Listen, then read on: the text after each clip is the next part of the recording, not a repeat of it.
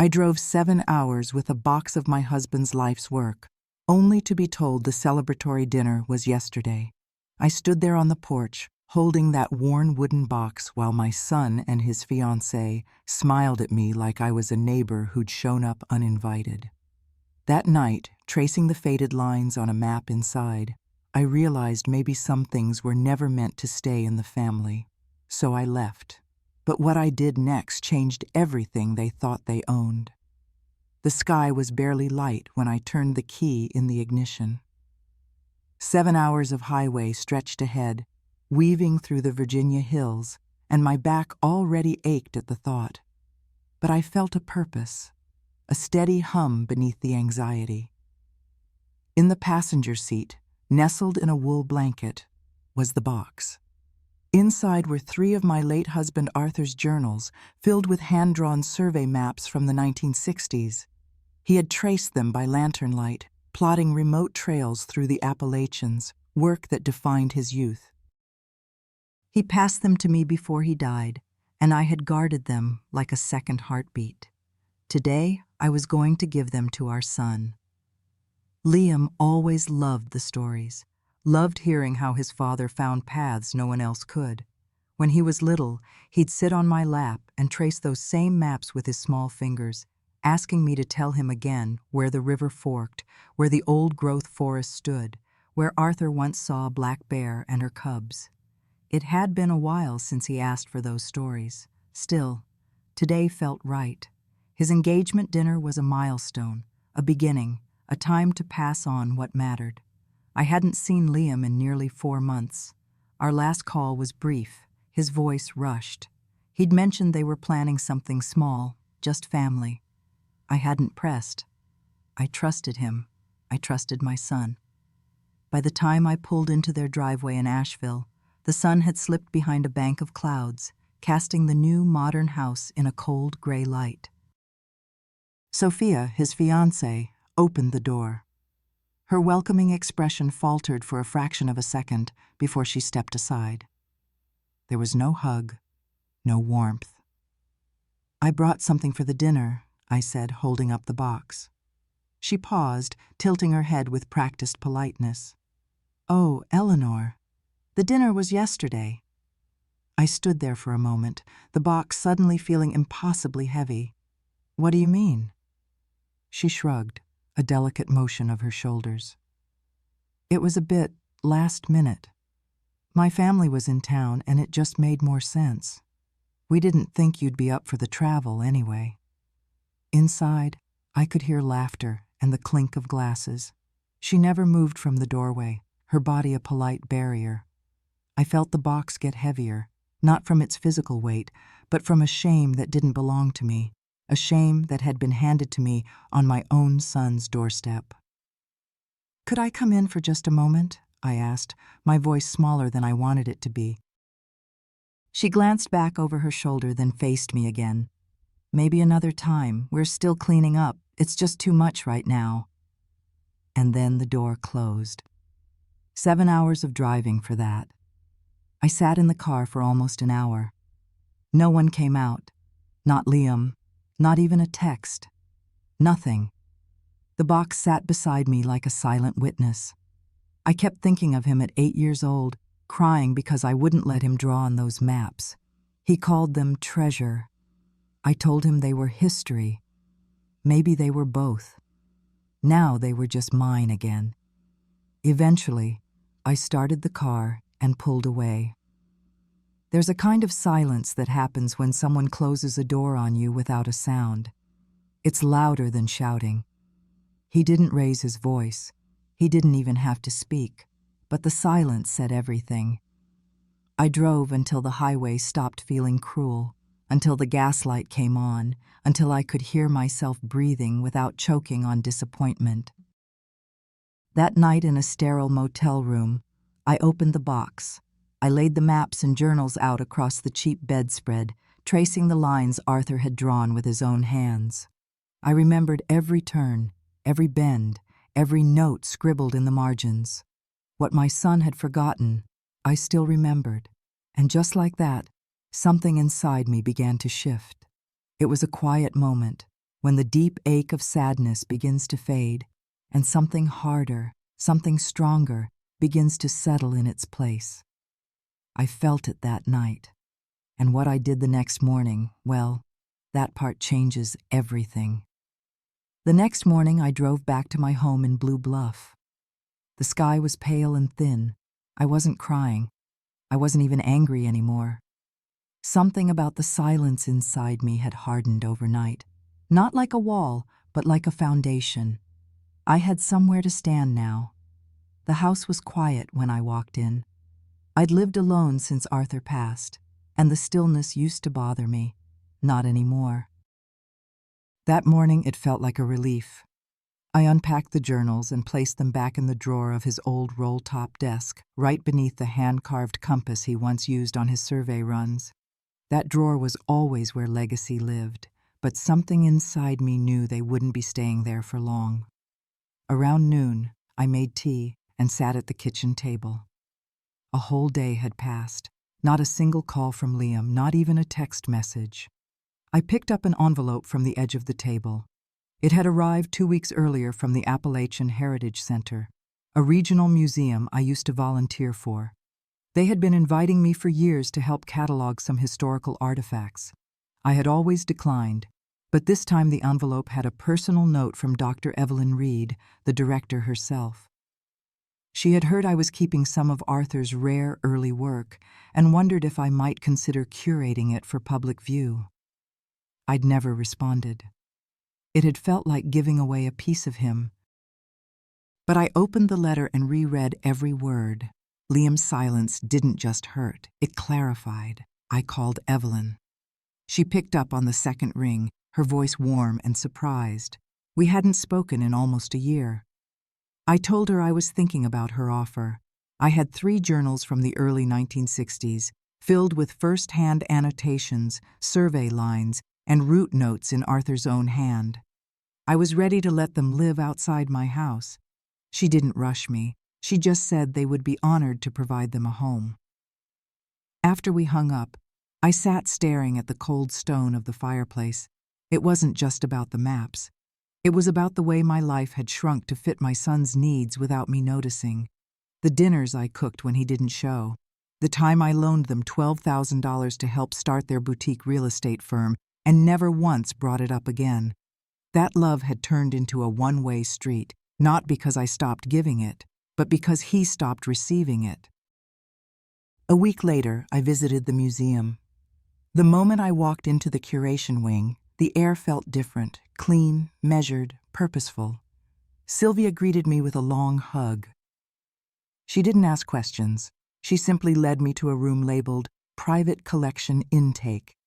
Inside, I laid out the journals. I watched her fingers trace the edges with a reverence that felt like coming home.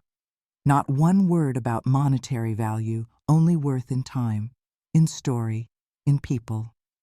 She asked if I would be willing to record a short history to accompany the display. I said yes before I had time to second-guess it. Driving home that evening, the town felt warmer. Same buildings, same trees, but I saw it all differently. I was done handing my legacy to people who didn't want to carry it.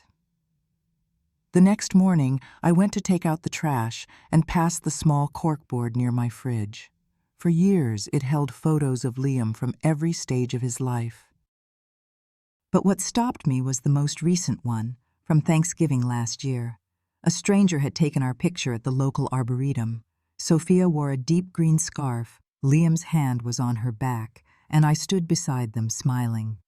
I stared at it for a long time, not in shock, but in recognition. The photo had been cut cleanly through the middle. Sophia and Liam remained, but my half was sliced out. There's a way a person can be erased from their own life, and the first sign is never loud, it's subtle.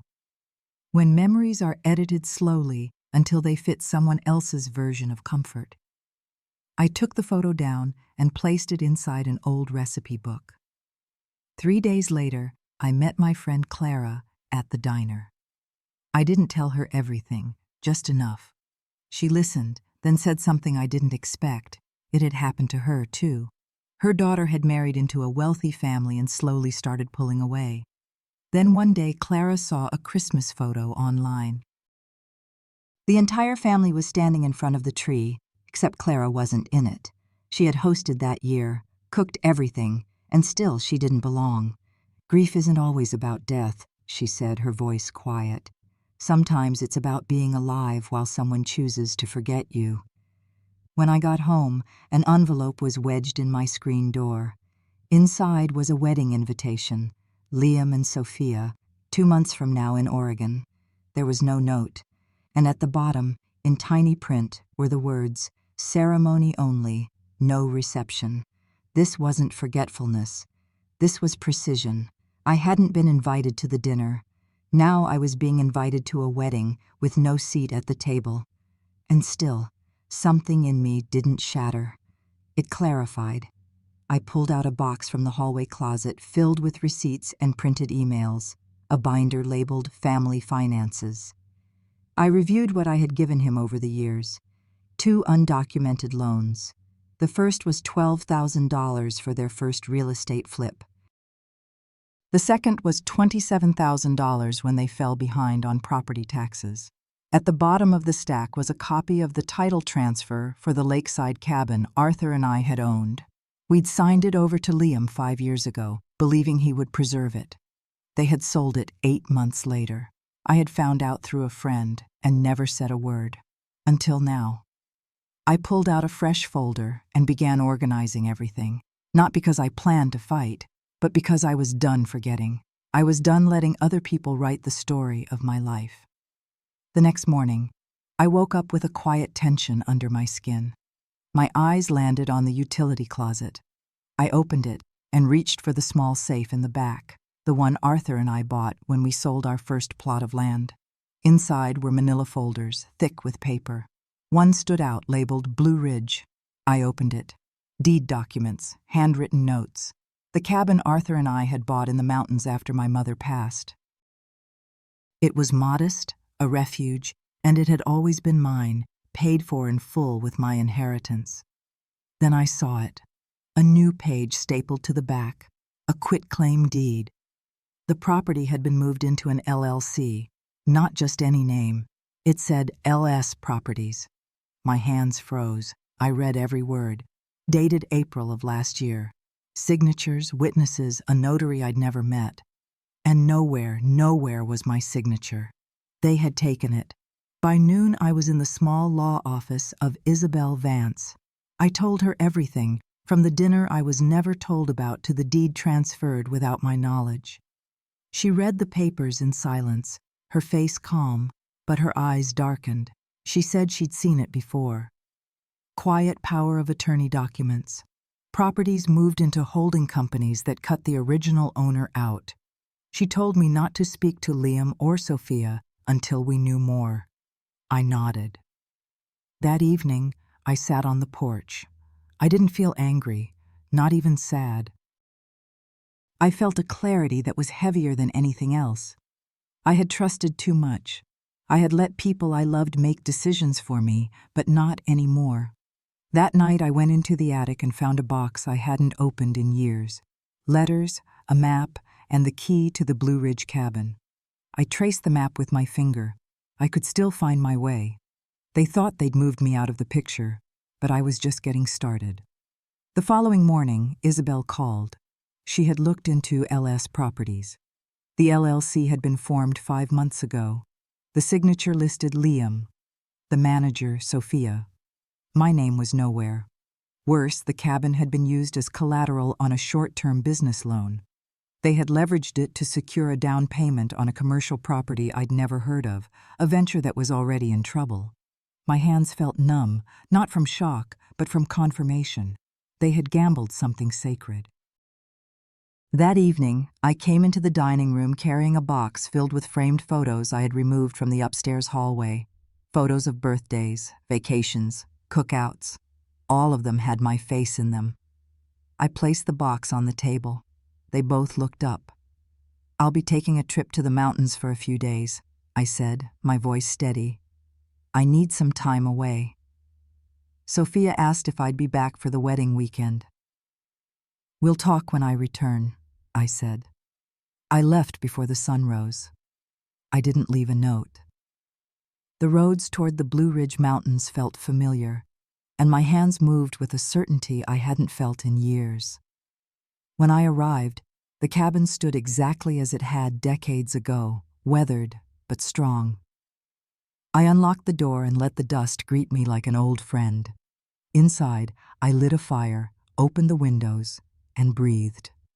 For hours I sat with nothing but silence and the warmth of the hearth. There was a peace here, the kind you only recognize after you've been starved of it for too long. The next morning, I walked to the small mailbox at the edge of the gravel path. Inside, I left a letter addressed to Isabel. It contained copies of everything: the deed transfer, the LLC filing, and a note from me. I asked her to move forward with a formal complaint to dispute the legitimacy of the property transfer. I asked her to act not just as my lawyer, but as a witness to what I was about to reclaim. Because this wasn't just about land or money, it was about dignity, and I was done giving mine away. I returned to the city 3 days later, ready. The cabin had reminded me who I was before I became someone's safety net. A week passed. Isabel called. She had filed the petition to challenge the property title transfer. Since the LLC was created with concealed intent and without my informed consent, there were grounds to investigate for fraudulent conveyance. The house was mine again, at least temporarily. I didn't tell them. I just observed. That evening, the courier arrived with a large envelope. I opened it slowly in front of them. It was a formal letter from the county recorder's office confirming that the property was now under legal review. Sophia paled. Liam's face fell. "What are you doing?" he asked. A few hours later, we sat in the living room. Liam did the talking. He said things had gotten complicated, that they only wanted to help the family's future. He claimed it was never about taking anything away from me. "Then why didn't you tell me about the LLC?" I asked, my voice even. "Why did you use the cabin, the one place Arthur and I built together, as collateral for a loan?" He didn't answer. Renee tried to step in, calling it a misunderstanding. "You do not protect something by giving it away to people who lie," I said. I didn't raise my voice. I didn't cry.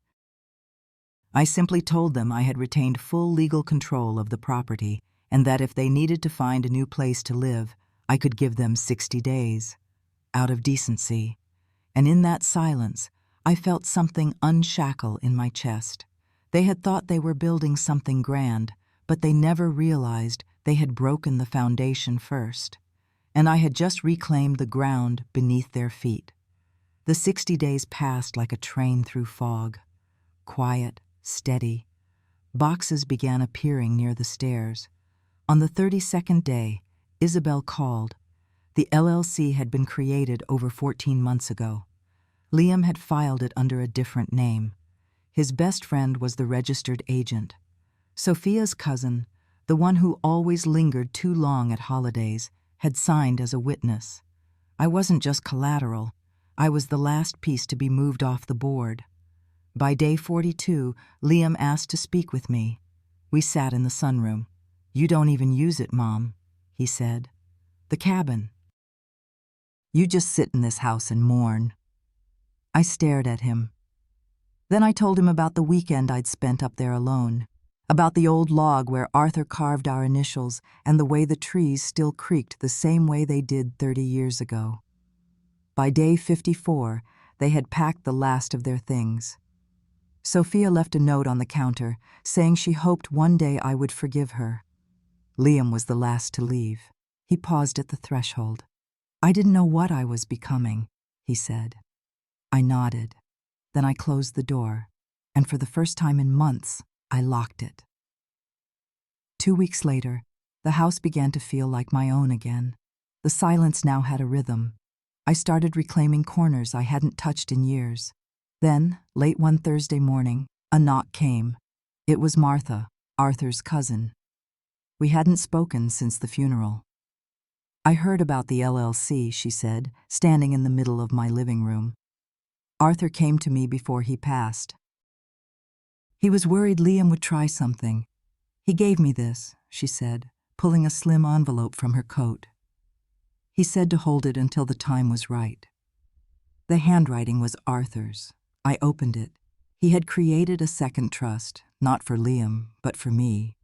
He had transferred ownership of the cabin back to my name 2 months before he died. Quietly, legally, it was already mine. The LLC Liam created had never really owned it. The paperwork they filed was built on a false premise. The land still belonged to me. The final line of the letter read, "In case you ever need to remember who built this life with you, it was never them, it was us." That night, I saw Miles and Sophia for the last time. They had invited me to dinner to clear the air. At their new, sterile rental house, they spoke of stress and moving forward. I listened. Then I placed an envelope on the table, a copy of the legal filing that officially froze the assets of the fraudulent LLC. "I spent 35 years building what we had," I said calmly, "and in a single afternoon, you both decided I was dispensable. You will no longer have access to any of my accounts. I have rewritten every document. Your names are no longer there. I don't do this out of spite. I do it for peace." I stood up. Dinner was lovely. Thank you. And I walked out. I didn't need an apology. I needed a purpose. I spent my mornings at the public library, drafting paperwork. A week later, I filed the Articles of Incorporation. The Vance Foundation, named after my grandmother. Its mission was clear: to educate and empower women over 60 who faced financial and emotional manipulation from their families. Word spread. It started with nods from older women at the diner, then folded notes slipped into my coat pocket at church. Our first workshop was on a rainy Saturday. 6 women came. I sat with them at eye level and shared my story. Just enough for them to see I wasn't above them. I was beside them. The local paper ran a small feature. Then a call came from the local PBS affiliate. They asked me to speak at their annual Women's Legacy Night. On stage, I didn't read from notes. I talked about the land, the silence, and the mistake of believing love guaranteed loyalty. But more than that, I talked about the quiet rebuilding, the women, the ripple. A week later, a letter arrived from Liam. He had seen the broadcast and was considering legal options if I continued to use family matters in public. I didn't respond. That same afternoon, one of the women from our group, Judith, arrived with a basket of muffins. "For the first time in years," she whispered, "I believed I still mattered." I held her hand, warm and still. The truth was, I had already won. Not in a court, but in every woman who walked through our door, unsure and left a little taller. They took the land, but I had reclaimed a legacy. And what I got in return was a life, unapologetic, unedited, and finally, my own. Legacy isn't what you leave in a vault, it's what you leave in people, and mine was just getting started.